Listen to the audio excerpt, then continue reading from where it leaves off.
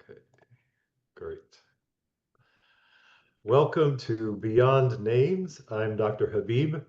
This is a space for spiritual seekers and soulful misfits, for the curious and the committed, for those grounded in a tradition and those who aren't sure what they believe. Whether you call the divine Allah, Yahweh, Brahman, Elohim, higher power, or you're still searching for language that fits, you are welcome here. Together, we'll explore the intersection of spirituality and daily life, the wisdom of many traditions, and the ways we return to our true selves, to our source, to the light that we carry within. I'm so glad you're here. Let's begin. Oh, To start off, I'd like to introduce Brother Jamal. Jamal Rahman is a co-founder and Muslim Sufi minister at Interfaith Community Sanctuary in Seattle. He is a former co-host of Interfaith Talk Radio and travels nationally and internationally, presenting at retreats and workshops. Jamal is also widely known and respected for his collaboration with Rabbi Ted Falcon and Pastor Don McKenzie, the three of whom have formed the Interfaith Amigos. Jamal has authored and co-authored many books, the latest of which is The Fragrance of the Quran. And you can learn more about Jamal at jamalrahman.com. So, Brother Jamal, thank you for being here. well, thank you so much for the invitation. I'm delighted to be here, Brother Habib. So, could you tell us about just a little bit about your spiritual journey and your spiritual story as a way of introducing yourself and letting us know where you land in the spiritual landscape? Oh, thank you. I come from a country called Bangladesh, which is more than a few blocks away, quite far.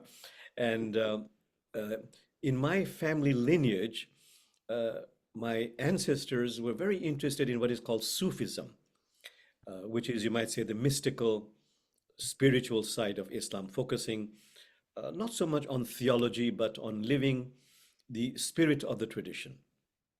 It so happened that my parents, they were diplomats. So my father chose rather to stay on and become a spiritual teacher.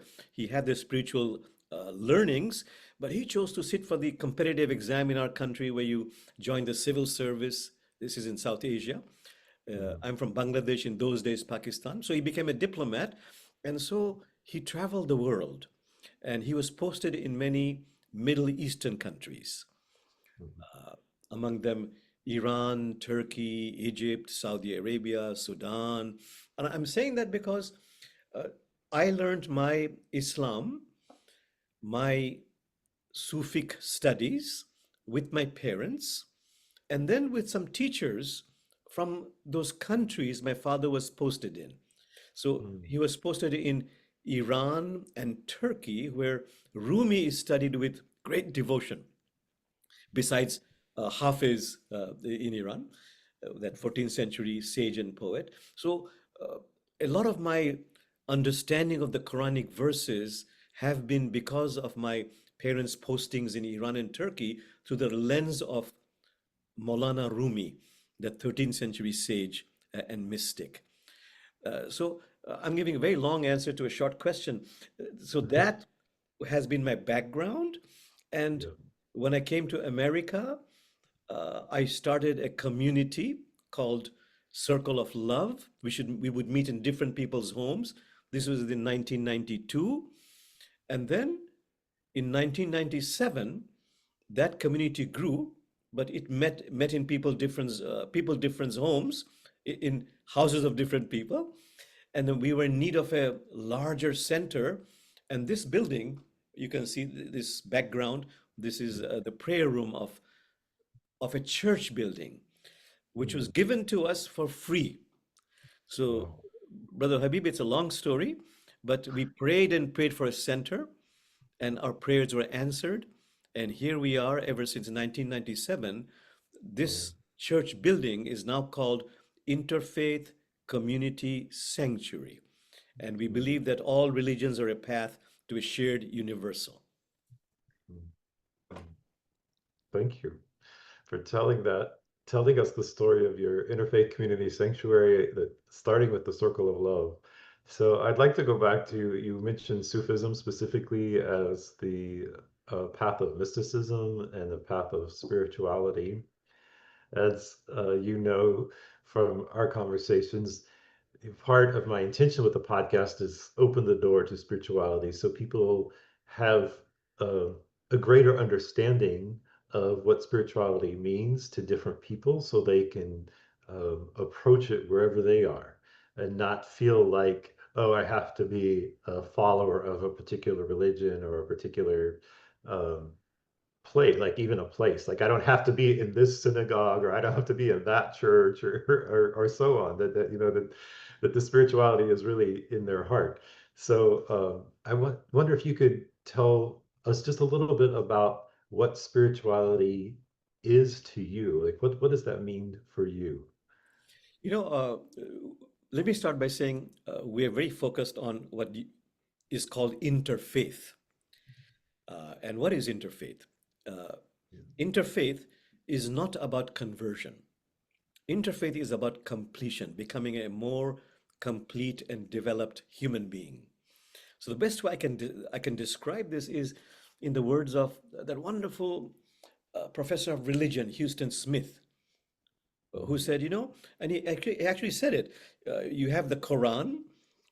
As a Muslim, you can read the Quran, understand the Quran, but if you also study other religions, you can see the Quran from different perspectives, and this gives you a much deeper, more complete understanding of what the Quran is about. So for me, spirituality is about really living the core, the spirit of what is in every single tradition, and not getting bogged down in theological disputations or differences.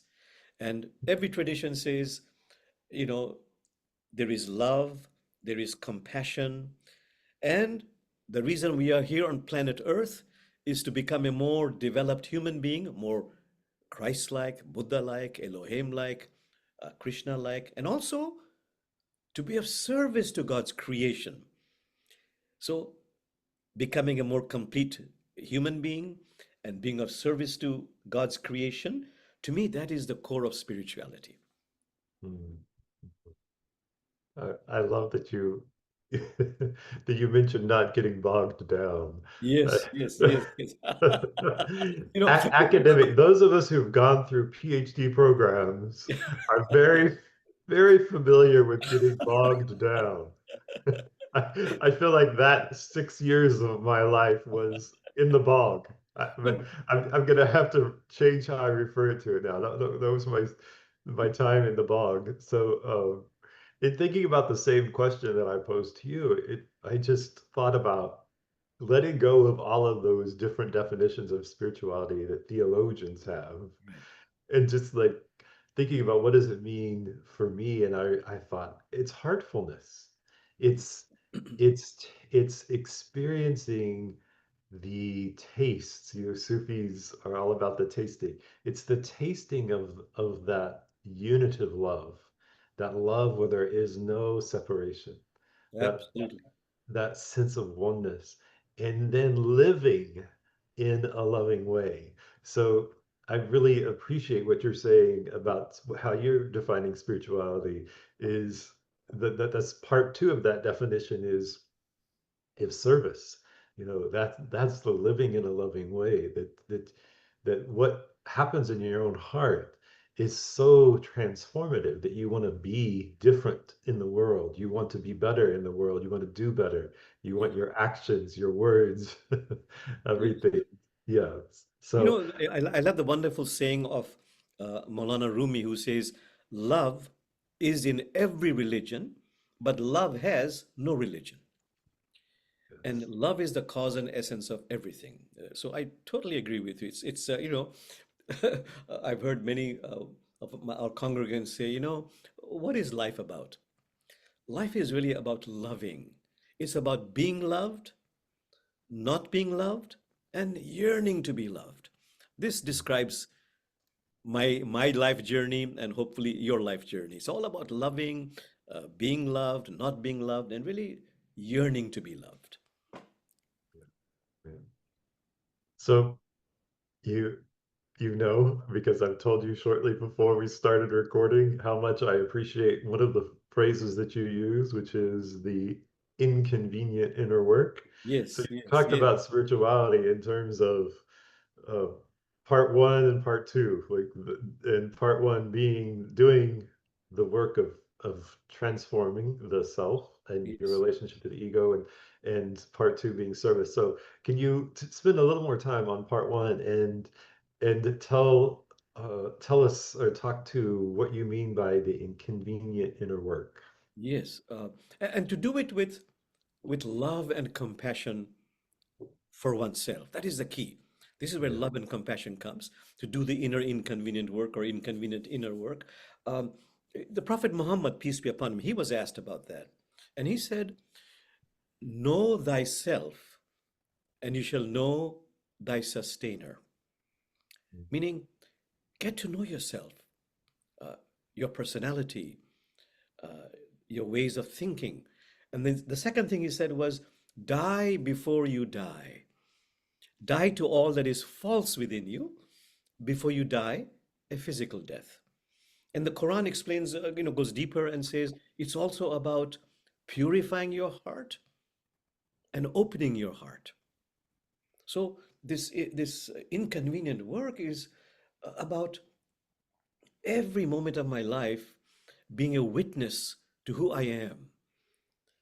Like Prophet Muhammad said, he said, every day, actually, he said, every moment of your day, you're either ennobling, enriching your soul, or you're diminishing your soul by the choices you're making at every single moment. So I'm becoming a more complete human being or a less complete human being as I work on the work would be called transforming the ego through compassionate self witnessing, transforming the ego from a commanding master into a personal assistant.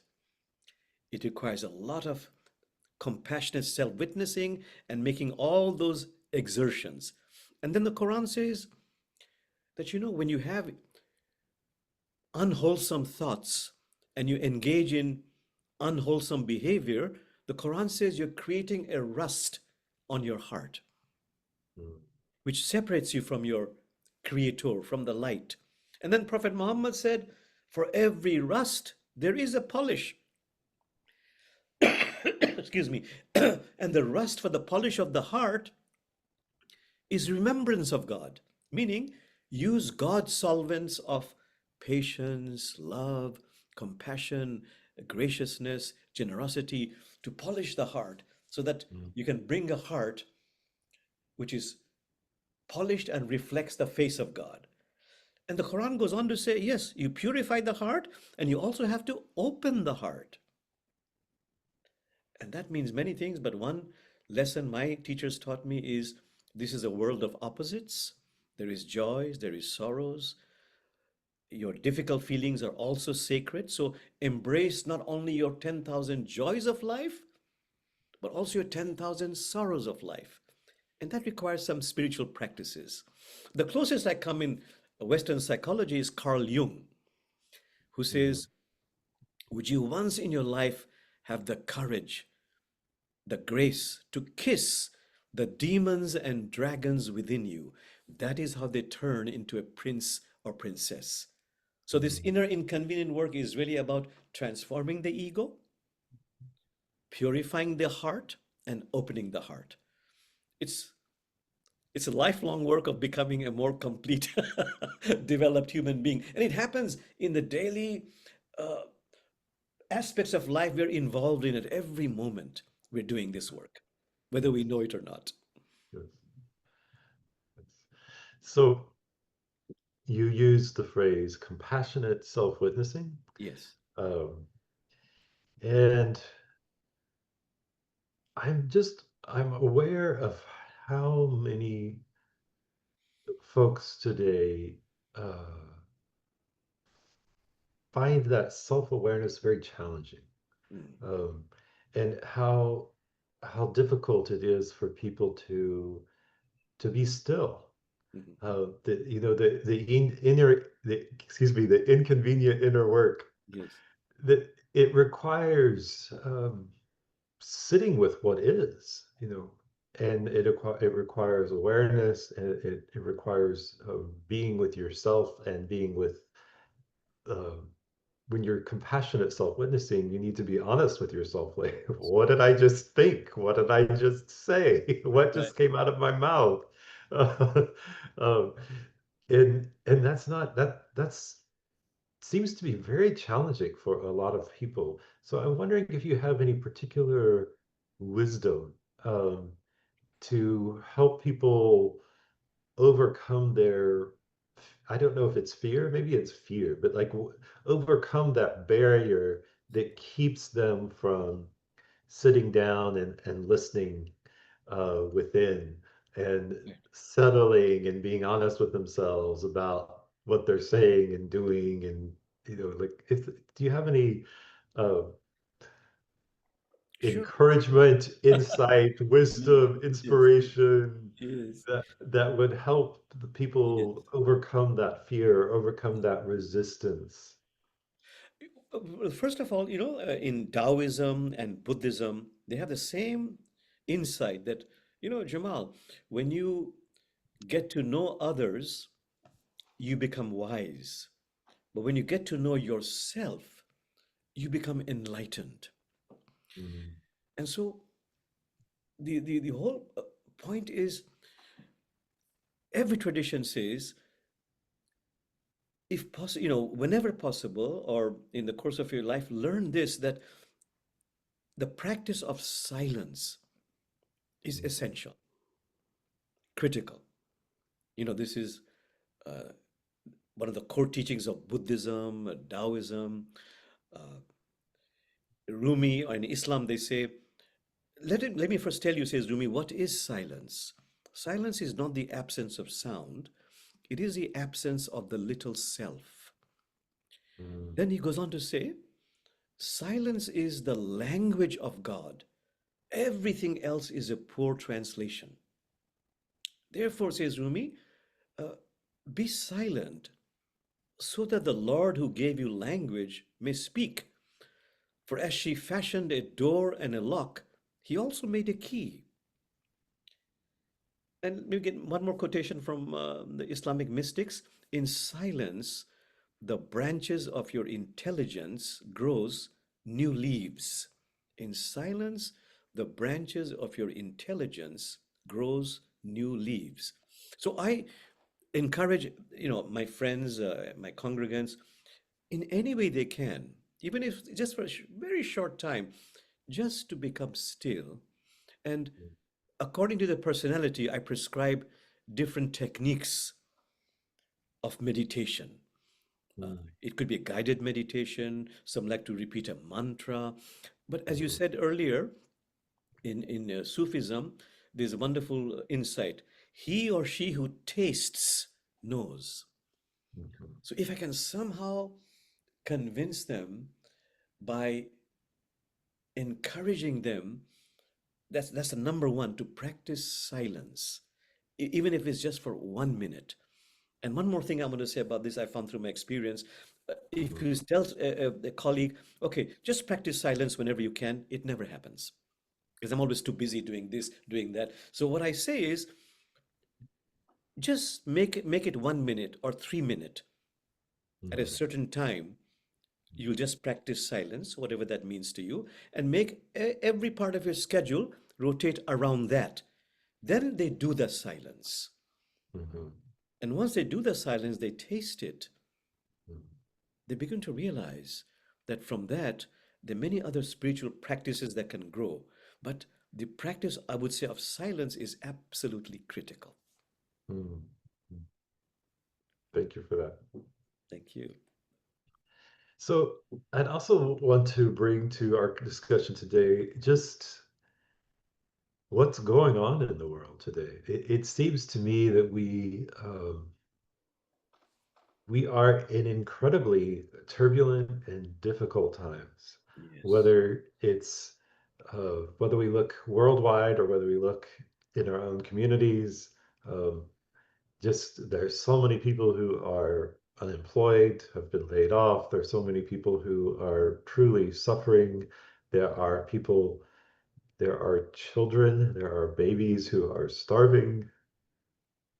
Um, there's a lot of difficulty in the world today. Absolutely. So I was wondering what wisdom Mhm. from the Quran, what wisdom from Sufism, what from mysticism, from any of the traditions, um, what wisdom can you share for just being in times of such difficulty, whether it's personal difficulty or whether it's communal difficulty?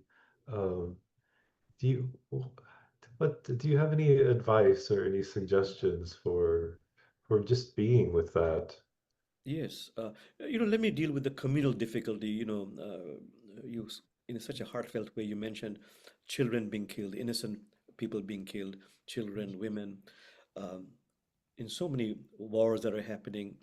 And the question people ask all the time is, where is God in all of this? Oh God, you're Allah or Yahweh, whatever we call God, Bhagwan, where are you? God, where are you? So I love this story, which is in many traditions, of this very pious person who travels to so many different countries, let's say goes to Ukraine, to Gaza, to Sudan, and sees so much of cruelty, oppression, and finally sees this orphan child dead on the street, nobody cares, and that pious person breaks down and just cries out, God, where are you? Where are you? Please do something, God. And that night, God appears in a dream, in a Mm, vision, and says, Beloved one, I did do something. I created you. So for me, that meaning is I don't have to go to Gaza or Ukraine or Sudan or wherever the conflicts are. Let me start in my own family. mhm, Am I being kind? Am I being compassionate? Am I being equitable? Am I being just with members of my nuclear family, my extended family, in my community? Do I care about those who offer me no material advantage? How do I treat them? What am I doing about the homeless?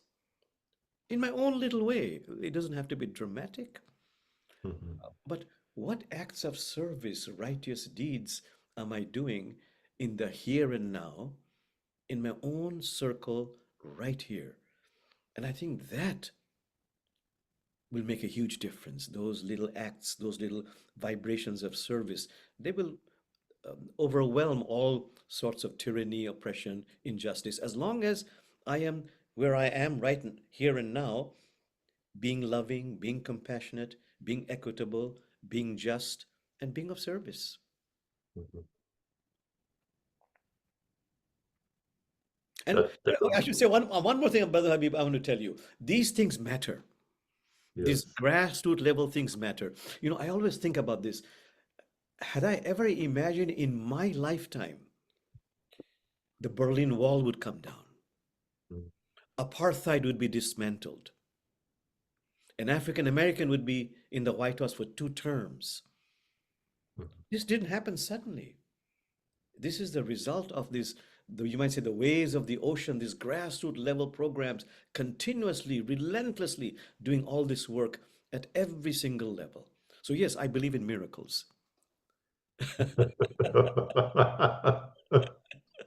And, and you believe in laughter. Do you want to Yeah, say something about laughter? absolutely, absolutely. I mean, I love the words of that 14th century sage Hafiz, who says, what is this love and laughter bubbling up from within you? He said, listen to my answer. It's the sound of a soul waking up. So laughter is the sound of a soul waking up.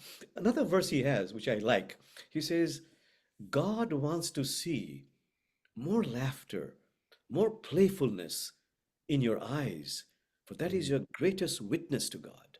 mm, Which is why, Brother Habib, I love the teaching stories of Mullah Nasruddin, that fictional 13th century character who, through his foibles, you might say, through his humorous stories, through laughter, has so many teachings to convey.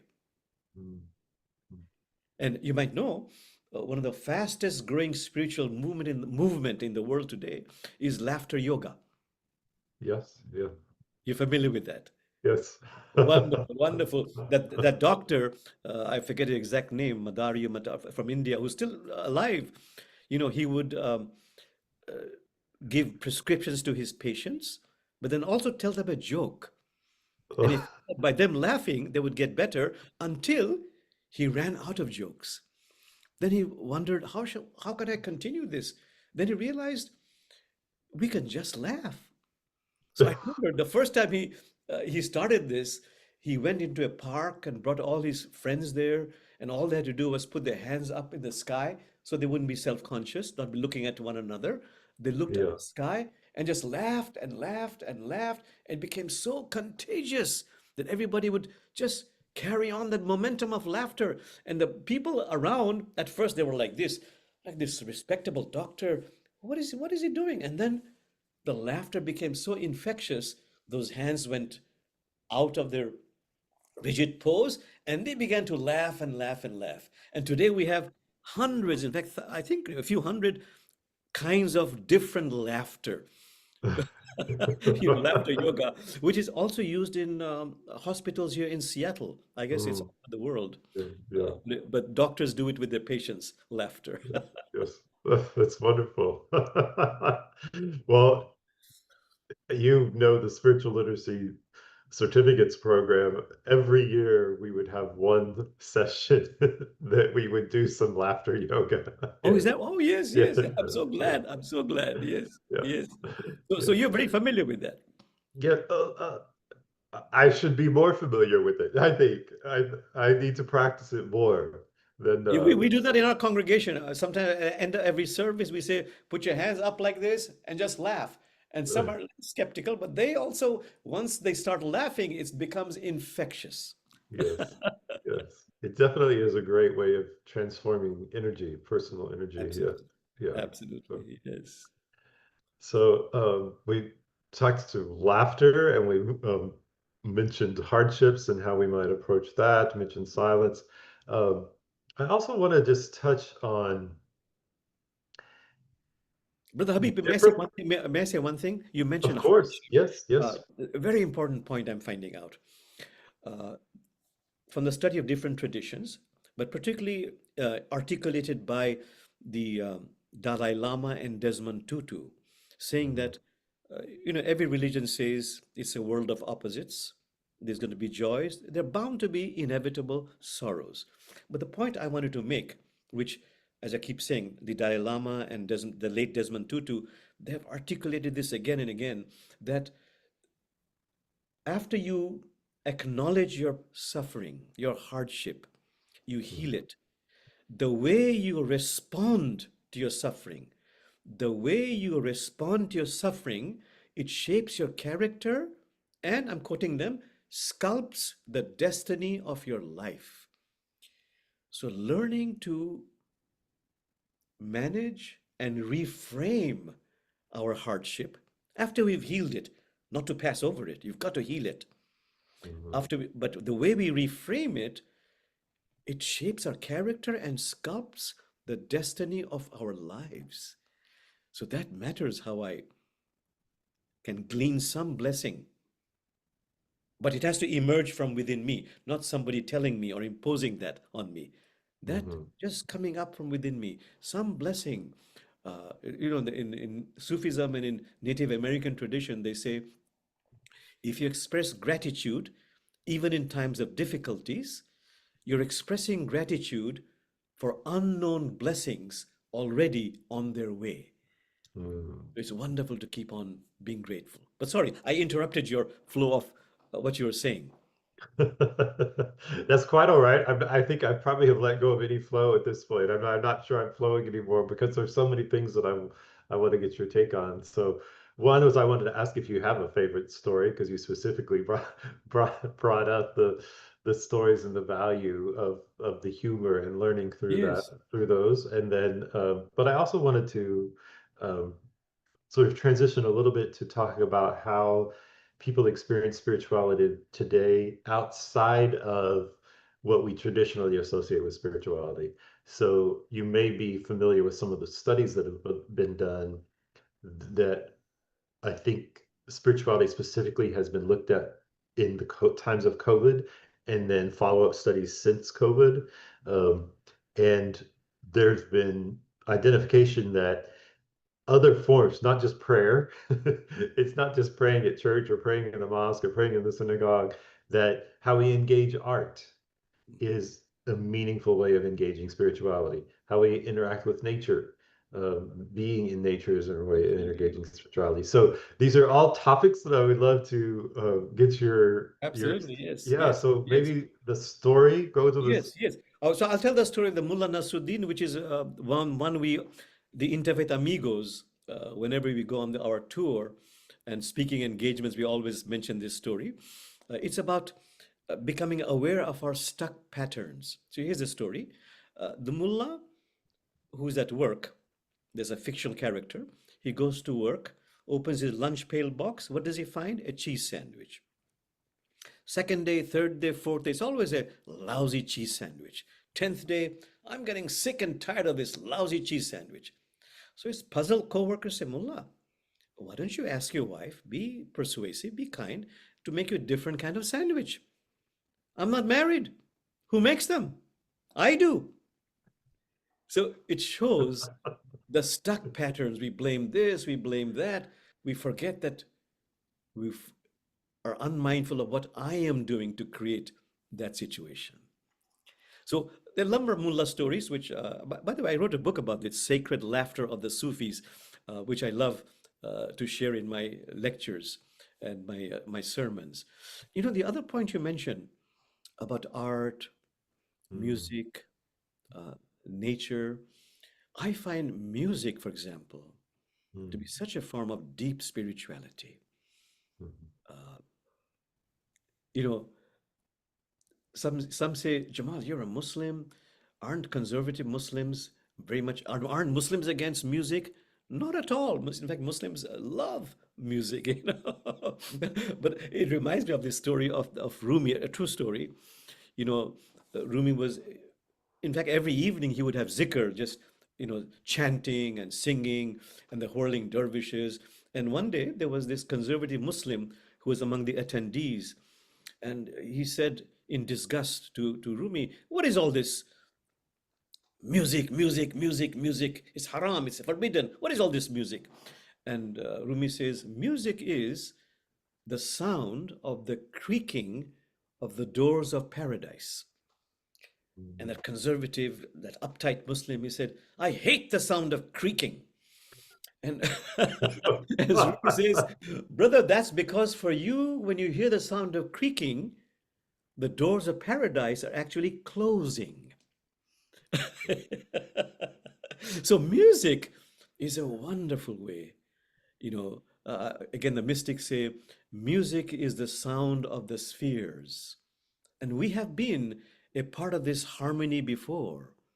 And this bass and treble, this singing, it reminds us of that time in those mysterious realms when we were part of this musical vibration of the cosmos.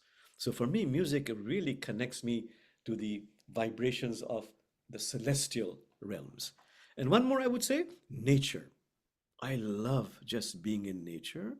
Mm, And of course, Islamic mystics say uh, if you really think about it, for example, Hazrat Inayat Khan said, the holiest of holy books is nature. mhm, If there's anything you want to learn about life, nature. So, for example, I love the poetry of Hafiz. You know, uh, the earth would die if the sun stopped kissing her. But even after all this time, the sun, the sun never tells the earth, hey, you owe me. What happens with a love like that? It lights up the entire sky. It's all about unconditional love. You know, mm, about believing in God, I love that poetry, which I now I look at trees that Christian writer wrote. Oh, sister almond tree, oh, sister almond tree, tell me about God. And the almond tree blossomed. Mm. So you want to know about God? Be in nature. You want to know about unity? Like Rumi says, the branches of the tree, the branches of the tree, they're swaying differently in the wind, but they're all connected at the roots. So just by being in nature, you connect with that which is indescribable, inconceivable, unutterable, and yet you can learn everything about life. Generosity. Look at a fruit tree. It keeps on giving fruits to anybody, rich, poor, Muslim, Jew, Hindu, and it never consumes its own fruits. Mm. Generous, gracious in every possible way. Mm. So nature and music for me are very important in that sense. Wonderful. Yeah. So you've mentioned you used the word unity, and I'm just going to make again the connection with the world that we live in today. We see so much division, Right. so much othering, making someone other because they don't fit in the however we define our group or our tribe or our family or. So could you say a little bit more about Buddhism has the concept of inner being. Obviously, there's the idea of interconnectedness that is present in many different traditions. Can you say something more about unity? When you speak to unity, uh, can you tell us a little bit more about what unity means from the perspective or from the wisdom and the Sufi tradition and mystical perspective? I think the Sufis would say that if there is a lack of unity, let's say whether it's political or cultural or religious, Mhm. it's because we have not practiced what the Quran says, coming to know the other. See the Mhm. verse in the Quran which became very popular after 9/11, that Allah has created diversity in every aspect of life, culture, religion, race, gender, for one primary reason, that you might come to know the other on a human level. And the Quran goes on to say that it's a tongue-in-cheek humorous verse. The Quran says, and Allah has created some of you to be a trial for others.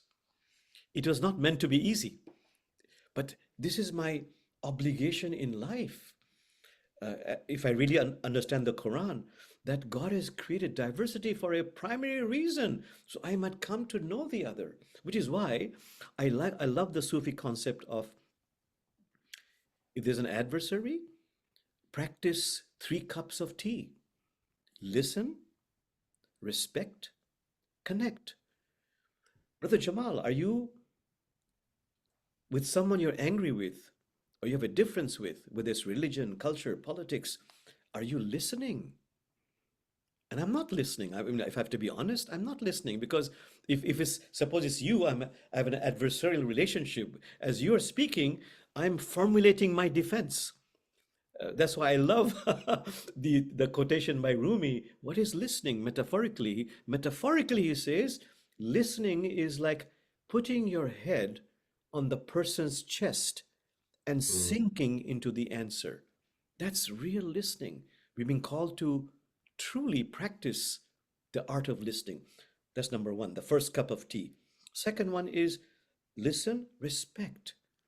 I'm angry at that person's behavior, but I'm not angry at that person's being. Brother Jamal, if you really believe that we have a soul, that person has Christ nature, Buddha nature, Elohim nature, Allah nature, which is why that great mystic Kabir says, when you meet an adversary, do what is right. Protect yourself. Take the right action. But as you do, I beg you, do not keep this person's essence, the divine spark, out of your heart. So I have to remind myself that when dealing with an adversary, take the right action. But Brother Jamal, with what energy are you taking the right action? Mm. If in mind I'm thinking, you scum of the earth, you deserve to go to prison. No, I'm against your behavior, but I'm not against your being. And the mystics say that just keeping that differentiation, that discernment in the mind and heart between behavior and being has the power to shift heaven and earth. So listen, respect, and third one is connect. Rather than talk about, you support Trump or you support the Democratic this and that, or the religious differences on abortion or this or that, on homosexuality. Just connect with the other on a human level. Share stories. That's why I love that sentence by this Christian writer. This universe is made out of stories, not atoms. And I've practiced this all the time. If I can really sincerely, humbly, and it takes time and, as I said, sincerity, connect with that person on a human level, then the differences remain, but now it becomes impossible for me to demonize or dehumanize the other. And this is my ministry, actually, dealing with those who are Islamophobic, anti-Semitic, misogynistic. Uh, and I find that if I do that, if I connect on a human level, differences can remain. But now it becomes impossible to abuse the other in terms of dehumanizing. And secondly, it gives rise to wonderful social projects we can do together. Some wonderful social projects arise in the course of this relationship. So really, for me, it's about connecting with the other on a human level. Simple but not easy. God has Yes, it created, the Quran says, some of you to be a trial for others, and that is true. yes, in those cases, it can be especially challenging to listen and respect and To connect on connect. one Yes, level. yes, Yes. absolutely. And Yes. that's why, I love that. I love that American phrase, keep on trucking, keep at it, keep at it, keep at it, keep at it. Eventually, there'll be a breakthrough. So before we close, I just wanted to ask if there's any particular spiritual practice that stands out to you as maybe your favorite, your go-to, what especially feeds your heart and brings you that sense of connection to the divine as you define it. Yeah, what's the sort of the wellspring Yes, yes, yes. of the love for you, if you. Yes, Brother Habib, I do have a favorite one, which I do in my meditation, as also in my waking hours. And what is that? Yeah. I focus on my heart. And I remember that wonderful revelation that came to the Prophet Muhammad in a dream where God says, I cannot be contained in the space of the earth. I cannot be contained in the space of the heavens, but I can be contained in the space of the pure, loving heart. So for me, as per the Quran and all the readings I do, and my experiences, God or spirit, this mystery is outside of me, and but also inside of me. So for me, one half of my practice in meditation and also in my waking hours, whenever I can, is to focus on my heart and tell my heart, I love you. I really Mm, love you. Or you are loved. You are loved. I love you. You are loved. Again and again and again and again and again. And that I find is magical. And I share this in my therapy, and I find no matter what the dysfunction is, if I can mhm, really make them do that to tell the heart, I love you, or you are loved, you can say literally and metaphorically, many doors open up. So that's one half of what I do every day. And the other one is, again, in meditation or waking hours, focus on my heart, which is a wellspring of eternal love, compassion, because God is outside of me, also inside of me. And I make an intention to pour out light and love in an outward, expansive direction as often as I can remember in the course of the day. So telling my heart, I love you, or you are loved, and sending out light and love. That's my major spiritual practice. mm. And that benefits me a great deal. As as you know, the Sufism is often referred to as the path of love, Yes. the path of purification of the heart. And Yes. so I appreciate how you bring us back to the heart, and I have especially found it helpful. And this actually came from you. I don't remember exactly what I read that you had written and in which book it came from, but there was something that it inspired me to start touching my heart every time Ah, I yes, yes. expressed gratitude. Right, exactly. Yes, So, yes, yes. True. so I started doing this little thing to myself every time that I noticed something to be grateful for. And Yes. it could just be clear water, or I mean, or indoor plumbing, or I mean, it didn't have to be like a huge thing, but just like every time I walk past a tree, or just like all the times that I Oh, see wonderful. Good. something that I could be grateful for, Yes. I've started, and this practice started with you, Oh, I'm so, it Brother Habib, I'm so honored and delighted. Absolutely honored and delighted that you do it. Thank you. So thank you. So thank you. Any parting words or insights or something you really hope that the listeners will carry Yes, with yes. them? Yeah. There's one thing I do want to say. We touched upon that, but to really explain that there is so much joy, not only beauty, but happiness and ultimately what is called joy by doing service, by being of service. Mhm. And it doesn't have to be major. Like like Prophet Muhammad said, do good deeds according to your capacity. God never tires of giving rewards unless you tire of doing good deeds.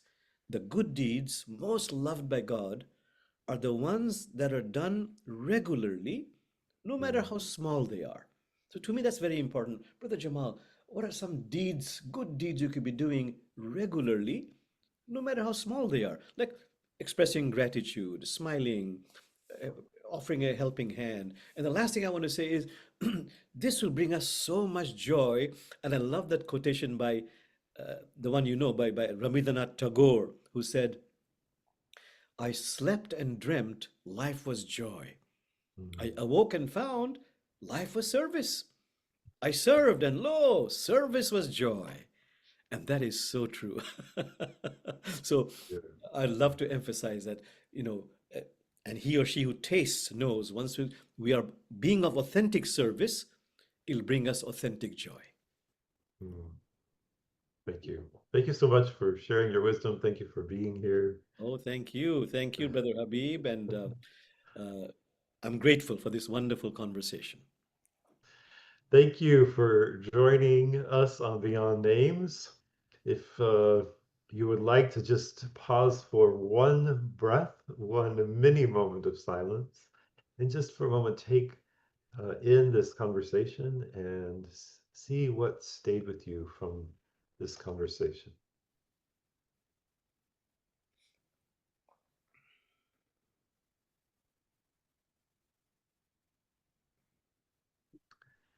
May something you heard today help you reconnect with the light in your own heart. May what you heard in our conversation help you grow in compassion and clarity and courage. May you find your way again and again back home to yourself, back home to the divine, however you name it. And if today's conversation or practice spoke to you, I'd love for you to share it, to leave a review, or to reach out. Until next time, peace be with you. May you be light. May you carry light, and may you share your light. Amen.